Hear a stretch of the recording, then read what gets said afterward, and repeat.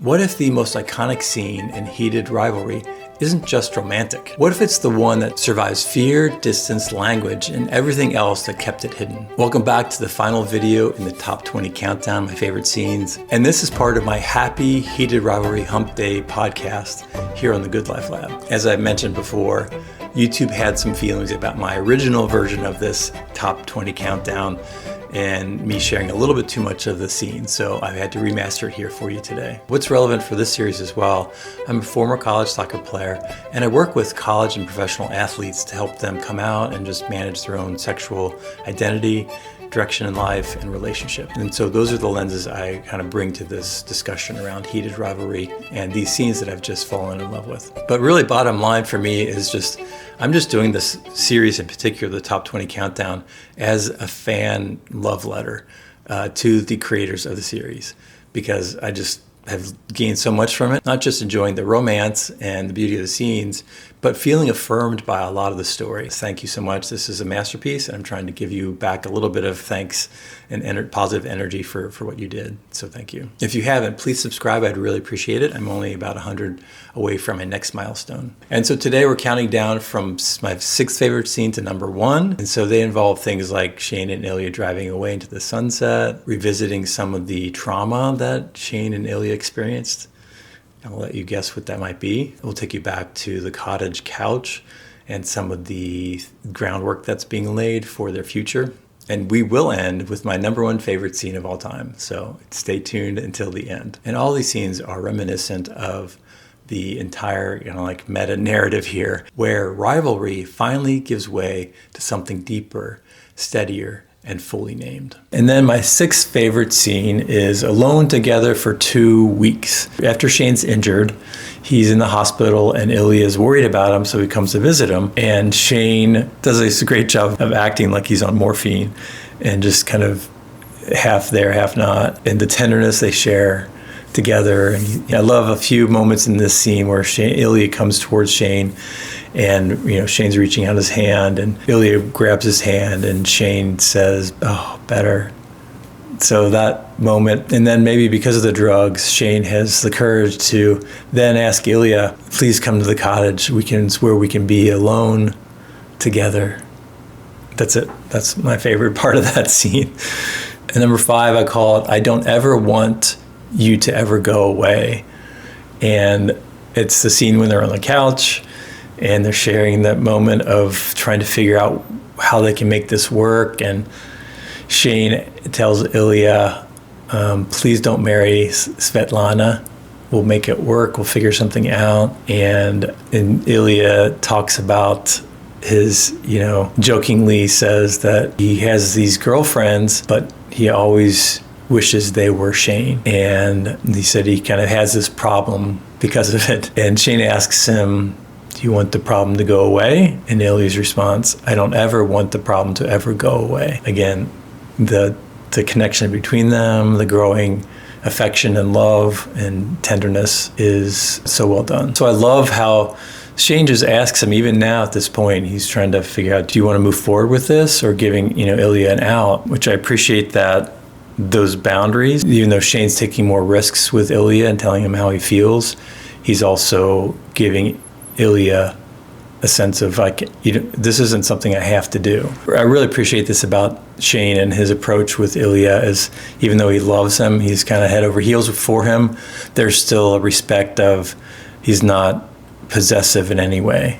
As much as he can control it. He's like giving Ilya a way out if he wants to still. And, the response from Ilya is just great as well. He's like, "No, I don't want this ever to go away. You're a problem that I want to keep." Great scene. Number 4, they're in the cottage again, and I think my favorite scenes are kind of around that. Ilya says to Shane, "She would love you like I love you, like I do." And it's when Shane is kind of waking up in the middle of the night, brainstorming. He has this idea to start these hockey camps in the summer, and to raise all the proceeds will go towards mental health awareness for his mom, Ilya's mom, in honor of his mom, because she had some mental health issues.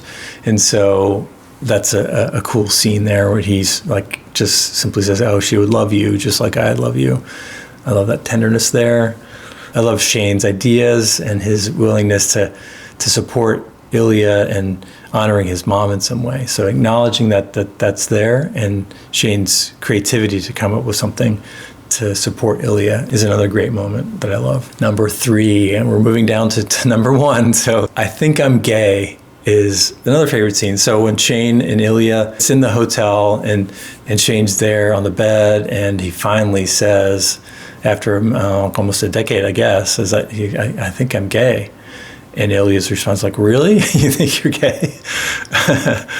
And then, but it's really the time when they sit down on the bed together, and the unfolding of that scene where it turns into Ilya talking about his father having dementia and turning away, like he doesn't really want Shane to see that he's, how it's impacting him, and the tears are coming up. And again, I think they've been very intimate physically all these years, but they haven't shared their emotions with each other much. And so this moment where Shane's just like, Ilya, it's okay, and gets on top of him and gets in his lap, and they just hold each other. So the steamy scenes are beautiful and great, but these tender scenes are even better. And number 2, I call it I Love You and Oh Shit, I Love You. So I think that's the line anyways, but they're finally, after Shane is sharing his ideas about what he wants the future to look like, and they're in bed together, and Shane, after waking Ilya, and they have these moments together, and Ilya is just overwhelmed with everything and rolls over on top of Shane and says, I love you, in tears. And they pull away a little bit, and Ilya's about to take it back, I think, and say, qualify it. And Shane's like, oh shit, I love you too. And that first moment of saying I love you to each other, they've captured it well. And so great scene. All right, we are down to number 1. If you've seen the series, maybe you know what's coming, because I haven't mentioned this scene, and it's probably one of the most iconic scenes, I think, in the series.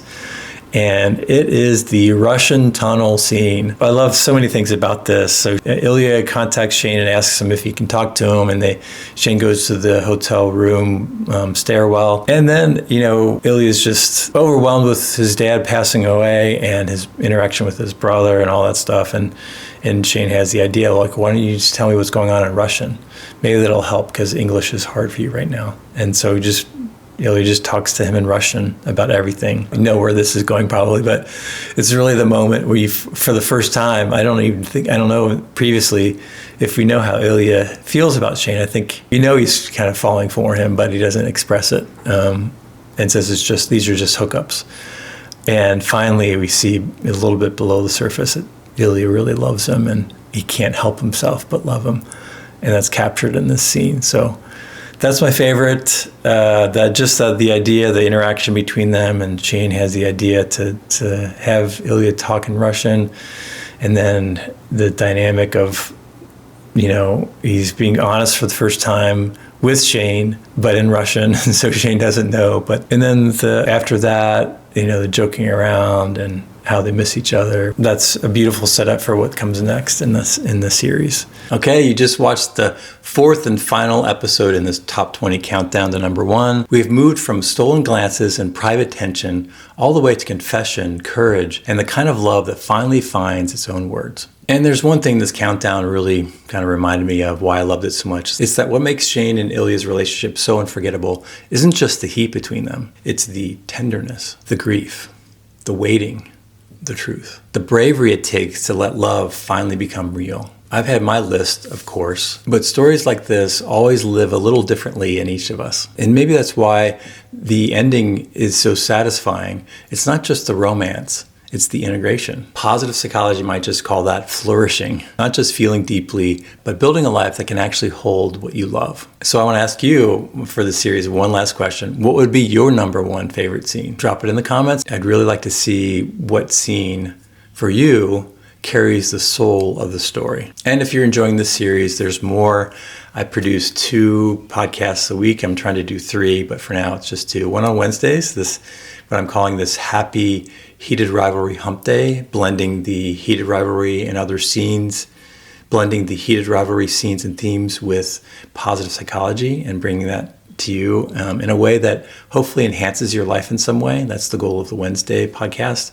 And I'm really excited about this next series that I'm doing as part of the Happy Heated Rivalry Hump Day podcast. I'm calling it Heated Nordic Happiness. And so it continues my review and analysis of Heated Rivalry, both the books and the HBO series. It looks at it from a psychological perspective, but it brings in some of the Nordic happiness practices. The Nordic countries are almost always in the top 10 in terms of where they rank in global happiness.